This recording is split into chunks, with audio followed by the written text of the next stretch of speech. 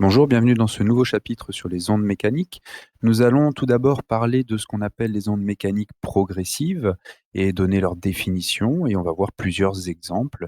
Donc, dans un premier temps, qu'est-ce qu'une onde mécanique progressive? C'est tout simplement le phénomène de propagation d'une perturbation dans un milieu matériel. Donc, propagation d'une perturbation, c'est pour l'aspect progressif de l'onde, et onde mécanique dans le sens où elle a besoin d'un milieu matériel pour se propager. Donc on est à l'opposé ici, ou plutôt on est dans un autre type d'onde que les ondes électromagnétiques qui, elles, n'ont pas besoin de milieu matériel.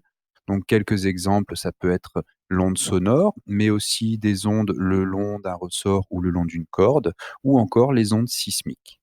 Alors, il n'y a pas de transport de matière lorsque l'on parle d'onde, mais par contre, une onde va forcément posséder de l'énergie. Une onde sonore est capable de faire vibrer un mur, et une onde sismique, bien sûr, va provoquer des dégâts importants dans certaines situations. Alors, ces différents types d'ondes, on peut distinguer des ondes longitudinales. Une onde longitudinale, c'est lorsque la perturbation est dans la direction de propagation de l'onde, et des ondes transversales lorsque la perturbation est dans le plan perpendiculaire à la direction de propagation. Donc vous avez deux exemples illustrant ici en dessous des ondes longitudinales et transversales. Ici le long d'un ressort. Alors qu'est-ce qu'on va voir le long d'un ressort? Eh bien lorsqu'on parle d'onde longitudinale pour une onde mécanique, on va voir des zones de compression et des zones de détente ici, ou dilatation, plutôt détente, au niveau du ressort. Alors, au contraire, si on a une onde transversale, on va avoir un déplacement par rapport à l'axe de propagation. On va avoir un déplacement dans un plan perpendiculaire ici, à cet axe de propagation. Donc, ces deux types d'ondes existent par exemple pour les ondes sismiques. Pour les ondes sismiques, on parle d'onde P lorsqu'on a des ondes longitudinales et d'onde S lorsqu'on a des ondes transversales.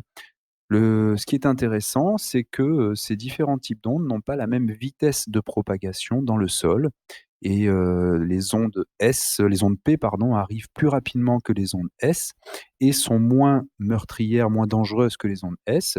C'est ce qui fait que les premières ondes sismiques qui arrivent nous laissent le temps de nous mettre à l'abri avant l'arrivée des fameuses ondes S qui, elles, peuvent provoquer des dégâts très importants. Comment déterminer la vitesse de ces ondes? Eh bien, nous allons parler de la célérité, donc la vitesse de propagation de l'onde. Alors, imaginons la situation où on a une onde qui se propage le long de son axe de propagation ici. Donc, on a représenté l'axe par le segment ici SX.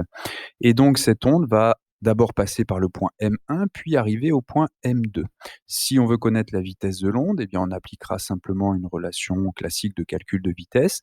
La distance M1, M2 divisée par une durée qu'on va noter tau, et qui s'appellera le retard dans le cas d'une onde.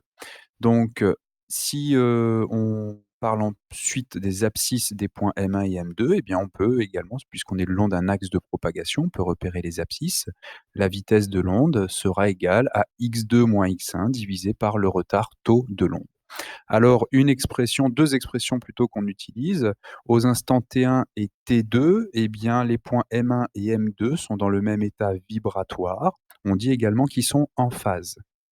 Alors, un fait intéressant, c'est que expérimentalement, on constate que la vitesse de propagation d'une onde dépend du milieu de propagation. Et donc, selon l'onde qu'on est en train d'étudier, par exemple des ondes sismiques, la connaissance de la vitesse de propagation va nous donner des informations intéressantes sur le milieu de propagation lui-même. Donc, comme les ondes sismiques traversent la Terre, nous avons des informations comme ceci sur l'intérieur de la Terre auxquelles nous n'avons pas accès directement, donc sur la composition, par exemple, du milieu.